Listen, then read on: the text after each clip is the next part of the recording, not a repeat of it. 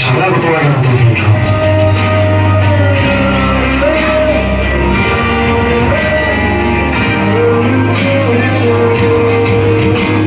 దీనివల్ల మా భోజనం మైలైపోయింది. ఇది కూడా నువ్వు పెట్టిను.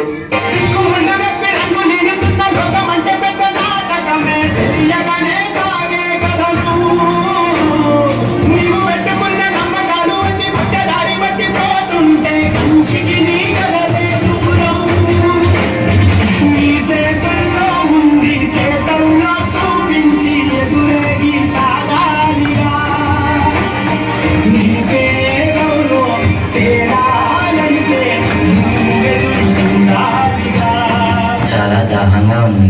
తాగడానికి మంచి నీళ్ళు ఇస్తారా? నీలాంటి వాళ్ళకి అదిగో ఆ మురికి నీళ్ళే, వెళ్ళి తాగో.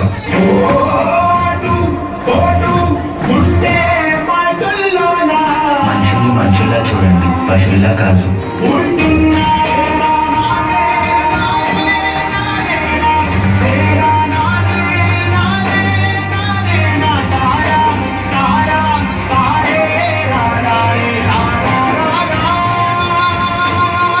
నువ్వు ఎవరికీ తల వంచకూడదు.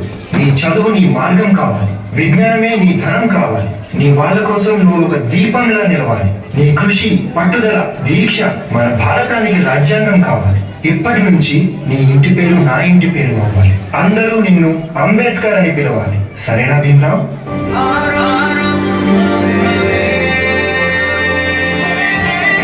ఎంతమంది తనని తక్కువగా చూసినా చదివే లోకంగా మార్చుకొని మెట్రిక్ సాధించారు. అదే సమయంలో పెద్దలు తన పెళ్లి కూడా చేశారు. సాయాజీరావు గాయక్వాడ్ అనే మహారాజు సాయంతో విదేశాల్లో చదువు పూర్తి చేసి ఎన్నో గణితలు సాధించి తిరిగి వస్తారు.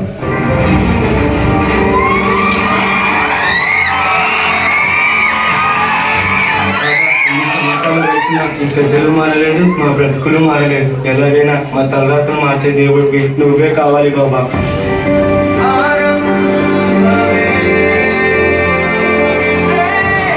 నా ప్రజల కోసం ఎంత కష్టమైనా పోరాడతాను.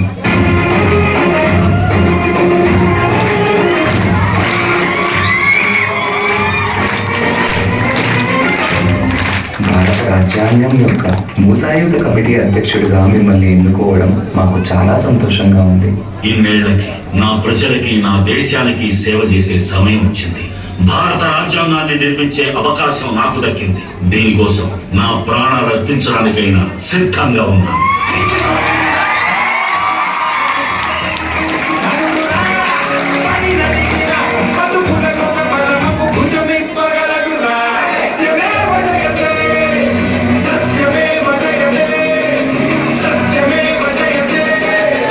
అంబేద్కర్ని ఒక ప్రాంతానికో, ఒక కులానికో, ఒక మతానికో పరిమితం చేయలేము.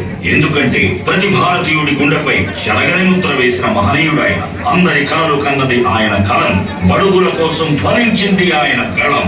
భారతదేశంలో రాజ్యాంగం ఉన్నంత వరకు ఆయన మన మధ్య బతికే ఉంటాడు.